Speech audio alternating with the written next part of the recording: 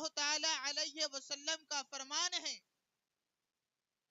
کہ کوئی بھی شخص کامل ایمان والا نہیں ہو سکتا اس وقت تک جب تک کہ وہ مجھ سے اپنے ماں باپ اور تمام لوگوں سے زیادہ محبت نہ کرے. یعنی کہ انسان نماز پڑھ کر نمازی بن سکتا ہے، روزہ رکھ کر کے روزہ دار کہلا سکتا ہے، حج ادا کر کے وہ حاجی کہلا سکتا ہے، لیکن اگر اس کے دل میں حضور کی سچی محبت نہیں، اس کے دل میں حضور کی محبت نہیں، تو وہ مومن نہیں کہلا سکتا. پتا چلا کہ ہر چیز سے پہلے اگر ہے تو وہ ہے اللہ اور اس کی رسول کی محبت اپنے سینے میں بسا لینا. کیونکہ جب بندہ اپنے سینے میں حضور کی محبت کو سما لیتا ہے، حضور کی محبت کو اپنا لیتا ہے، تو وہ بندہ اس دنیا کے اندر بھی کامیاب ہو جاتا ہے اور آخرت کے اندر بھی کامیاب ہو جائے گا. اس لیے حضور صلی اللہ تعالی علیہ وسلم کی محبت یہ اصل ایمان ہے. محمد کی محبت دین حق کی شرط اول ہے. اسی میں ہو اگر خامی تو سب کچھ نامکمل ہے. تو یاد رکھے مسلمانوں، اس دنیا کے اندر یہ دستور ہے، جو شخص جس سے سب سے زیادہ محبت کرتا ہے وہ اسی کا ذکر کرتا ہوا نظر آتا ہے. اگر آپ کو حضور صلی اللہ تعالی علیہ وسلم سے سچی محبت ہے تو آپ ہر وقت حضور کا ذکر کریں گے.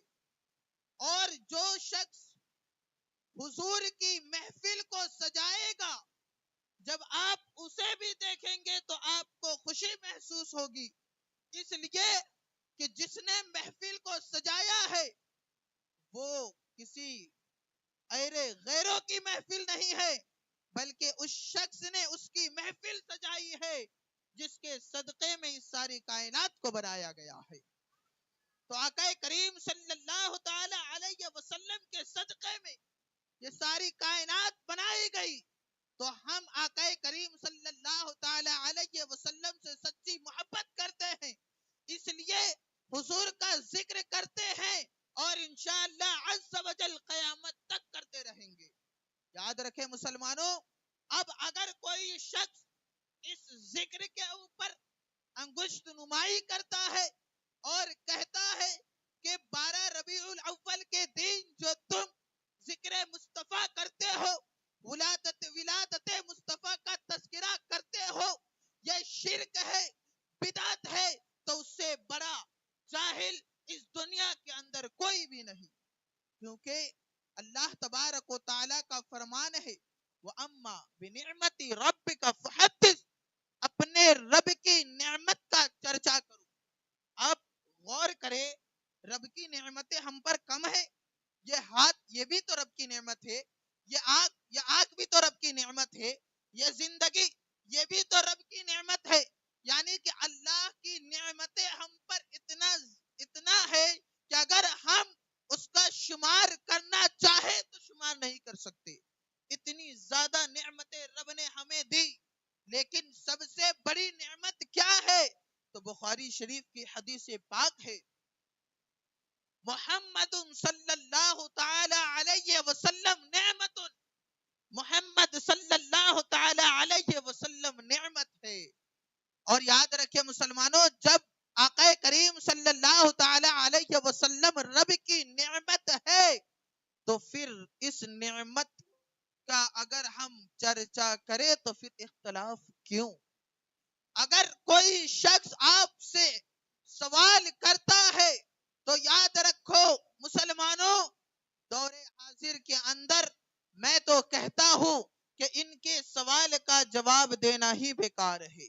اس لیے کہ علماء اہل سنت نے اس پر اتنی ساری کتابیں لکھ کر کے رکھ دی ہے کہ اگر بندہ سچے دل سے پڑھ لے گا برقرار کر لے گا۔ کہا جاتا ہے نا، اگر کسی شخص کو ماننا ہو تو دلیل ایک مل جائے وہ کافی ہو جاتا ہے۔ اگر کسی انسان کو تسلیم نہیں کرنا، نہیں ماننا، تو اس کے پاس دلائل کہ آپ انبار لگا دے، وہ اس چیز کو ایکسپٹ نہیں کرے گا۔ میرے آقا صلی اللہ تعالی علیہ وسلم کے دیوانوں، آپ دیکھیں اور سوچیں کہ عید میلاد النبی کا جب چاند نکلتا ہے تو ایک عاشق رسول اپنے گھر کے اوپر حضور کی محبت میں جھنڈا نصب کرتا ہے، حضور کی محبت میں وہ محفل منعقد کرتا ہے، حضور صلی اللہ تعالی علیہ وسلم کی محبت میں وہ جلوس نکالتا ہے۔ نکالا کیوں؟ حضور کی محبت میں نا، کیوں؟ کیونکہ رب کا فرمان ہے کہ رب نے جو نعمتیں ہمیں دی اس کا ذکر کرو، اس کا چرچا کرو۔ اور حضور صلی اللہ تعالی علیہ وسلم یہ اللہ تبارک و تعالی کی سب سے بڑی نعمت ہے۔ تو اب اگر کوئی شخص آپ کے جلوس پر اعتراض کرتا ہے، اگر کوئی شخص آپ کے جھنڈے لگانے پر اعتراض کرتا ہے، تو میرے دوستو، آپ اسے کے سوالوں کا جواب نہ دے، بلکہ آپ خود اس سے سوال کریں۔ سوال کیا کرے؟ سوال یہ ہے کہ 15 اگست کا جب دن آتا ہے، ہم اپنے مدارس کے اندر جھنڈا لگاتے ہیں، ہم اپنے علاقے کے اندر جلوس نکالتے ہیں، وہ بھی جھنڈے کے ساتھ نکالا جاتا ہے، اور ہندوستان زندہ باد کا نعرہ بھی لگایا جاتا ہے۔ تو آپ سوچیں کہ یہ کام ہر سال 15 اگست کو کیوں کیا جاتا ہے؟ اس لیے نہ کیا جاتا ہے کہ 15 اگست کے دن ہمارا یہ پیارا ملک ہندوستان آزاد ہوا تھا۔ تو اس آزادی کے اندر جتنے لوگ شامل ہوئے، جتنے علماء اہل سنت شریک تھے، ان کی یاد تازہ ہو جائے اور لوگوں کو پتا چل جائے، اے لوگوں، یہ ملک ہندوستان جو ہمارا پیارا ملک ہے، یہ ملک 15 اگست کو آزاد ہوا، ہمیں غلامی سے رہائی مل گئی، تو یہ سب سے بڑی نعمت ہے۔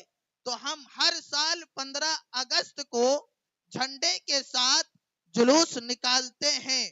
تو وہ آقا صلی اللہ تعالی علیہ وسلم جس کے آنے سے ساری کائنات کو آزادی مل گئی، تو پھر اس آقا کی محبت میں اگر ایک عاشق رسول جلوس مصطفیٰ نکالتا ہے تو پھر اعتراض کیوں؟ پھر اعتراض کیوں؟ پتا چلا جس کے نزدیک اللہ کی نعمت جو سب سے زیادہ ہے وہ اسی کا ذکر کرتا ہے۔ ہم آقا کریم صلی اللہ تعالی علیہ وسلم کو اللہ کی نعمت تسلیم کرتے ہیں، تو آقا کریم صلی اللہ تعالی علیہ وسلم کا ذکر بھی کرتے ہیں، اور آقا کریم صلی اللہ تعالی علیہ وسلم کے نام پر ہم جلوس محمدی کا انعقاد بھی کرتے ہیں۔ اور یہ کام صرف ہمارا نہیں ہے، بلکہ جب آقا کریم صلی اللہ تعالی علیہ وسلم مکہ شریف سے ہجرت کر کے جب مدینہ کی طرف روانہ ہوئے، تو مدینہ شریف کے اندر جتنے لوگ ایمان والے تھے، ان تمام لوگوں نے آقا کریم صلی اللہ تعالی علیہ وسلم کے استقبال کے لیے یا محمد کا نعرہ لگاتے ہوئے آپ کا استقبال کیا۔ پتا چلا کہ خوشی کے موقع پر جلوس نکالنا کوئی شرک و بدعت کا کام نہیں، بلکہ صحابہ اکرام کی سنت ہے، اور اسی سنت کو زندہ رکھنے کے لیے ہم اس جلوس مصطفیٰ کو نکالتے ہیں۔ ہاں، یاد رکھیں، اس جلوس کے اندر بہت سے لوگوں نے غلط چیزوں کو شامل بھی کر دیا، تو ہم اسے صحیح قرار نہیں دیں گے، لیکن اس غلط چیز کو شامل ہونے سے جو اچھی چیز ہے اسے بند نہیں کیا جائے گا۔ مثال کے طور پر شادی بیاہ کا موقع آتا ہے، شادی کے موقع پر بتائیں کیا ہمارے گھروں میں جو شادی کا ماحول ہوتا ہے کیا وہ سنت مصطفیٰ کے مطابق ہوتا ہے؟ نہیں ہوتا، بلکہ اس کے اندر بہت سے غلط رسومات کو ہم نے بڑھا دیا۔ تو کیا کوئی بھی مفتی اس شادی کرنے کو حرام قرار دے سکتا ہے؟ نہیں دے سکتا۔ کیوں؟ کیونکہ شادی کرنا یہ سنت انبیاء ہے، اور یہ شادی یہ اچھی چیز ہے، لیکن جو چیز اس میں شامل ہوا وہ غلط ہے۔ ویسے ہی جلوس میلاد مصطفیٰ یہ مستحب کام ہے، اچھا کام ہے، اس کے اندر جو چیز شامل ہوا اسے غلط قرار دیا جائے گا، اور جو اچھا چیز ہے وہ اچھا قرار دیا جائے گا، اور ہمیشہ جلوس مصطفیٰ شریعت کے دائرے میں نکالنے کی کوشش کی جائے گی اور نکالا جائے گا۔ اب اگر غلط چیز کے شامل ہونے کی وجہ سے اگر آپ اچھی چیز کو ناجائز کہتے ہو اور شرک و بدعت کا فتویٰ لگاتے ہو تو پھر آپ کو اس جگہ پر بھی فتویٰ لگانا پڑے گا۔ میرے آقا صلی اللہ تعالی علیہ وسلم کے پیارے دیوانوں، آپ نے جھنڈا لگایا، لوگوں نے اعتراض کرنا شروع کر دیا۔ جھنڈا لگانے تو ایک مثال کے ذریعے سے میں نے بتایا کہ ہم وطن کی محبت میں اگر جھنڈا لگا سکتے ہیں تو حضور کی محبت میں بھی ہم لگا سکتے ہیں۔ اگر دلیل چاہیے تو دلیل بھی لیتے جائیں۔ حضرت آمنہ حضور صلی اللہ تعالی علیہ وسلم کی والدہ ہے۔ حضرت آمنہ فرماتی ہے کہ میں نے دیکھا کہ حضور صلی اللہ تعالی علیہ وسلم کی ولادت کے وقت 3 جھنڈے نصب کیے گئے۔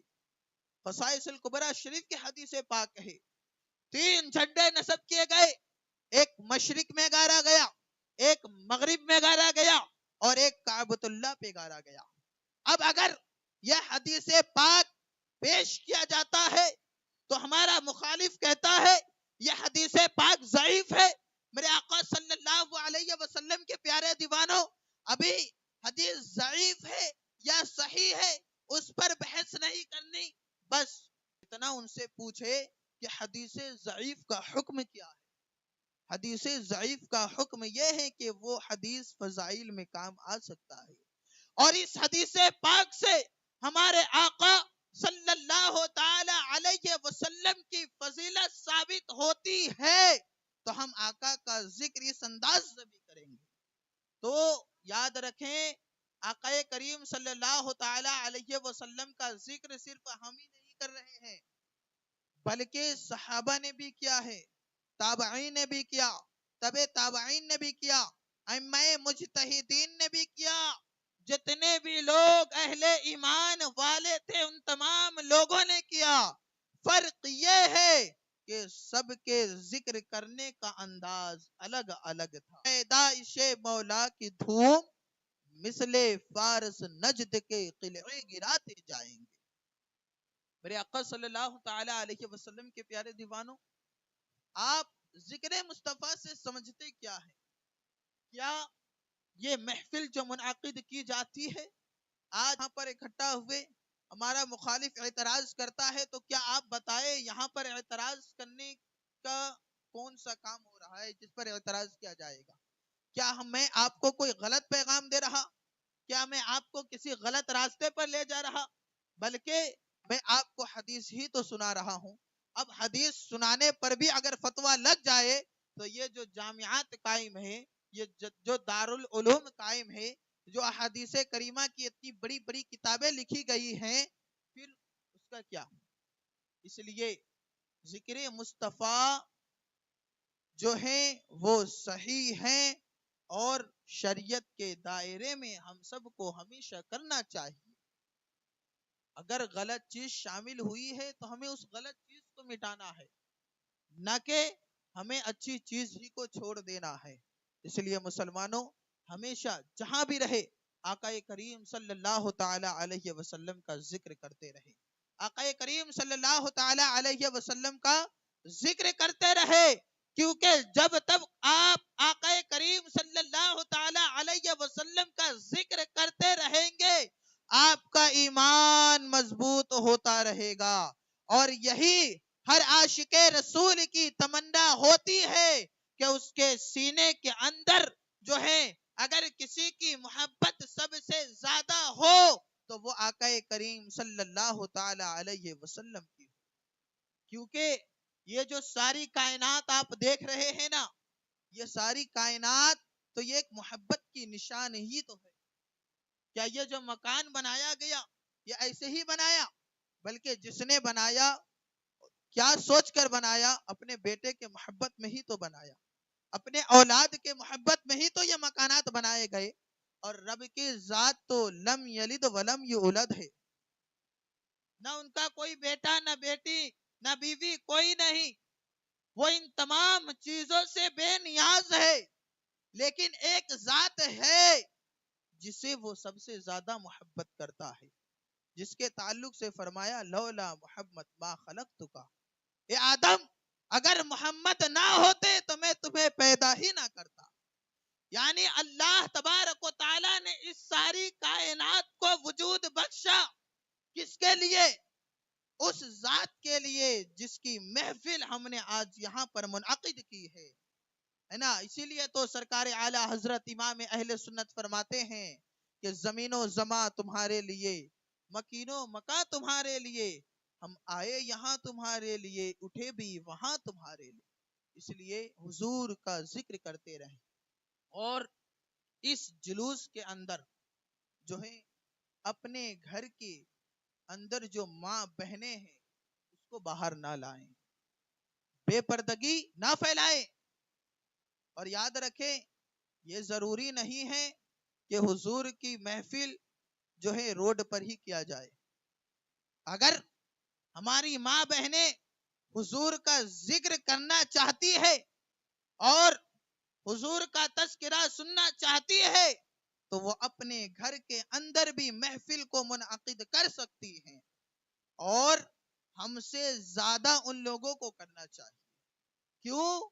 کیونکہ آپ تاریخ کو پڑھیں تو آپ کو معلوم ہوگا یہ جو ماں بہنیں آج جو شریعت پر انگلیاں اٹھاتی ہیں کہ اسلام نے ہمیں پردے میں رکھ کر کے قید کر دیا، انہیں چاہیے کہ وہ اعتراض کرنے سے پہلے سوچیں کہ آقا کریم صلی اللہ تعالی علیہ وسلم کا ان پر کتنا بڑا احسان ہے۔ یہ عورت جو اعتراض کرتی تھی ان کی کیا عزت تھی۔ اس دور کے اندر تو اگر بیٹی کو جنم دیا جاتا تو لوگ زندہ درگور کر دیا کرتے تھے، دفن کر دیا کرتے تھے۔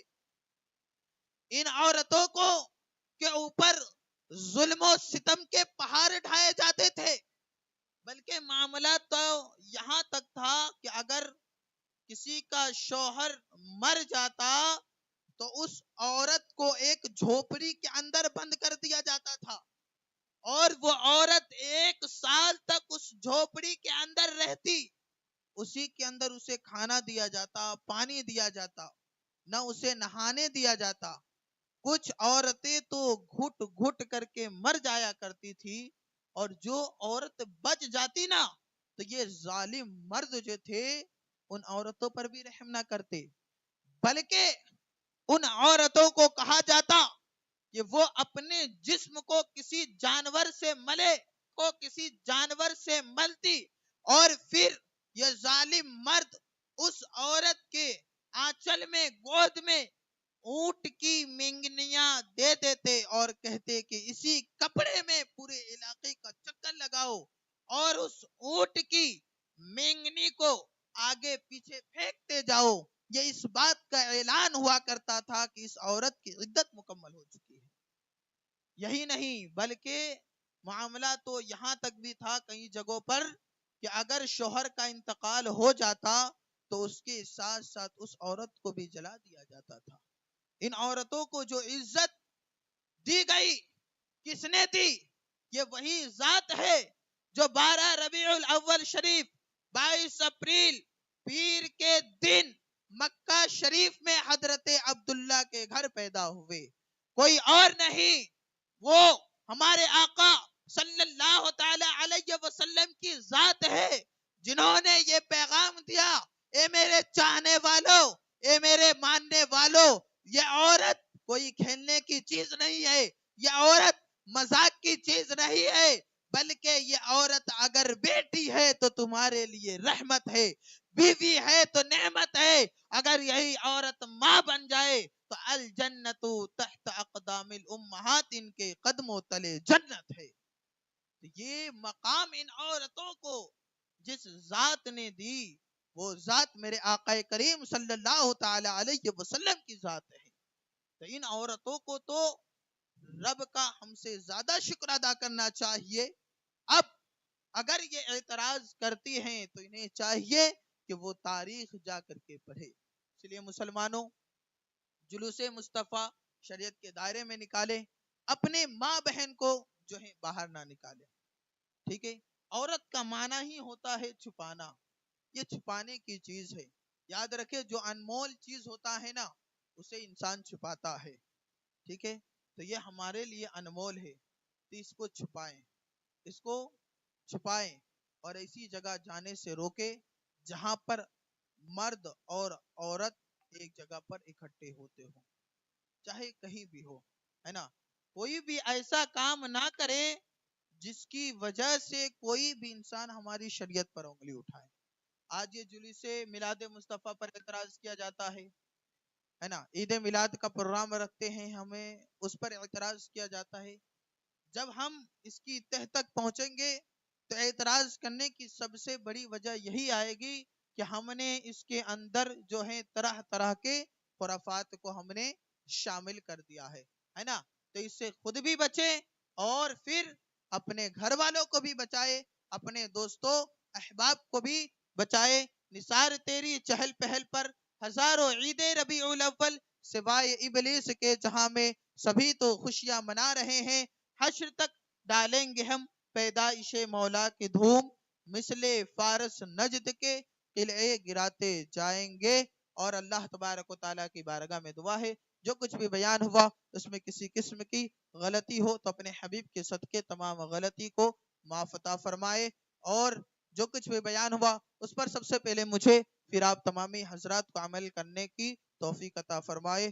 مسلک اعلیٰ حضرت پر قائم رہو، زندگی دی گئی ہے اسی کے لیے۔ السلام علیکم ورحمۃ اللہ وبرکاتہ۔ مصطفیٰ جان رحمت پہ لاکھوں سلام، مصطفیٰ جان رحمت پہ لاکھوں سلام، شمع بز میں ہدایت پہ ہم غریبوں کے آقا پہ میں درود، ہم غریبوں کے آقا پہ بے حد درود، ہم فقیروں کے پہ لاکھوں سلام، مصطفیٰ جان رحمت پہ لاکھوں سلام، شمع بز میں ہدایت پہ لاکھوں سلام۔ کاش محشر میں جب ان کی آمد ہو اور بھیجے سب ان کی شوکت پہ لاکھوں سلام، مجھ سے خدمت کے قدسی کہے ہائے رضا، مصطفیٰ جان رحمت پہ لاکھوں سلام، شمع ہدایت پہ لاکھوں سلام۔ الصلاة والسلام علیک یا رسول اللہ، الصلاة والسلام علیک یا حبیب اللہ، الصلاة والسلام علیک یا نبی اللہ، وعلی آلک واصحابک یا نور اللہ، صلی اللہ تعالی علیہ وسلم۔ تشریف رکھیں۔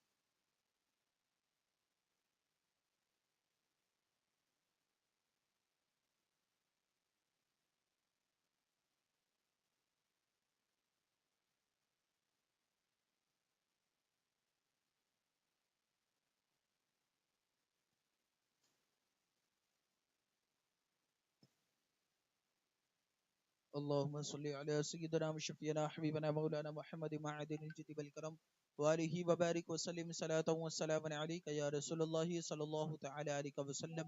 أعوذ بالله من الشيطان الرجيم. بسم الله الرحمن الرحيم. قل يا أيها الكافرون لا أعبد ما تعبدون ولا أنتم عابدون ما أعبد ولا أنا عابد ما عبدتم ولا أنتم عابدون ما أعبد لكم دينكم ولي دين. بسم الله الرحمن الرحيم.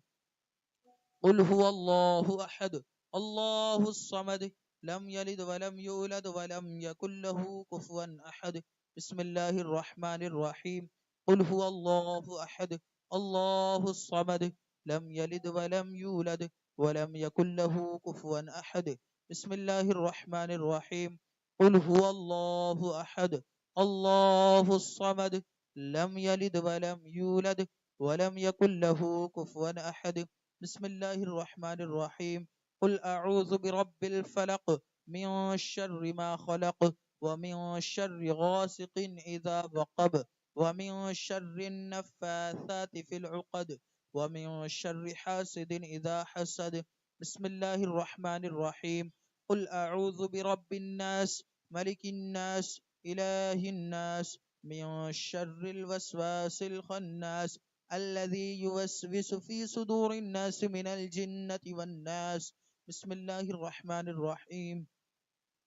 الحمد لله رب العالمين الرحمن الرحيم مالك يوم الدين إياك نعبد وإياك نستعين صراط الذين أنعمت عليهم غير المغضوب عليهم ولا الضالين آمين. إن الله يصلون على النبي يا أيها الذين آمنوا صلوا عليه وسلموا تسليما. اللهم صل على سيدنا وشفينا مولانا محمد معدن الجد والكرم عليه وبارك وسلم صلاة وسلام عليك يا رسول الله صلى الله تعالى عليه وسلم. أعوذ بالله من الشيطان الرجيم. ألا إن أولياء الله لا خوف عليهم ولا هم يحزنون الذين آمنوا وكانوا يتقون. سبحان ربك رب العزة عما يصفون على المرسلين والحمد لله رب العالمين. الفاتحة. محمد صلی اللہ تعالی علیہ وسلم کے ذکر کو سجایا. نماز عشاء سے لے کر اب تک جو بھی ذکر ہوا مولا ہمارے اس ذکر کے اندر کسی قسم کی غلطی خامی تو اپنے حبیب صلی اللہ تعالی علیہ وسلم کے صدقے تمام غلطی اور خامی کو معاف عطا فرما. اس مختصر سی محفل کو اپنی بارگاہ میں قبول عطا فرما. اور ان تمام کا ثواب سب سے پہلے آقا کریم صلی اللہ تعالی علیہ وسلم کی پیاری بارگاہ میں پیش کرتے ہیں بلا قبول عطا فرما. حضور صلی اللہ تعالی علیہ وسلم کے صدقے تمام کا ثواب تمام صحابہ صابحات بالخصوص حضرت سیدنا ابو بکر صدیق حضرت عمر فاروق حضرت عثمان غنی حضرت علی المرتضی حضرت سیدنا امام حسن حضرت سیدنا امام حسین حضرت سیدنا امیر معاویہ تمام اہل بیت اطہار تمام ازواج مطہرات کی پیاری بارگاہ میں پیش کرتے ہیں بلا قبول عطا فرما. حضور صلی اللہ تعالی علیہ وسلم کے صدقے تمام کا ثواب تابعین بالخصوص حضرت سیدنا امام اعظم ابو حنیفہ امام شافعی امام مالک امام احمد امام ابو یوسف امام ظفر امام محمد کی پیاری بارگاہ میں پیش کرتے ہیں بلا قبول عطا فرما. ان تمام کا ثواب حضور صلی اللہ تعالی علیہ وسلم کے صدقے طفیل بنا نبی روشن زمین حضور سیدنا غوث پاک حضور خواجہ غریب نواز حضور شاہ وجیب العلم گجراتی حضور صلی اللہ علیہ وسلم محمد کرم نواز حضور شاہین السرکار حضور ابراہیم سرکار حضور محمد علیہ سرکار تمام مولود گجرات کی پیاری بارگاہ میں پیش کرتے ہیں بلا قبول عطا فرما.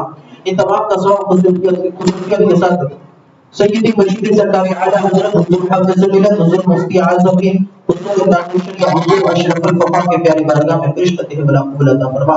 ان تمام کا ثواب جتنے بھی تیرے محبوب بندے اپنی اپنی نماز قبر میں آرام فرمانے مولا تمام کے ارواح کو پیش کرتے ہیں بلا قبول عطا فرما. وہاں یہاں پر جتنے لوگ بھی حاضر ہیں مولا ان کے گھر سے جتنے بھی جتنے بھی مرحومین وہ مسلمان ایمان کی حالت میں رخصت ہوئے تمام کے ارواح کو پیش کرتے ہیں بلا قبول عطا فرما. اور تمام مرحومین کے اور ہم سب کے تمام صغائر اور کبائر گناہوں کو معاف عطا فرما.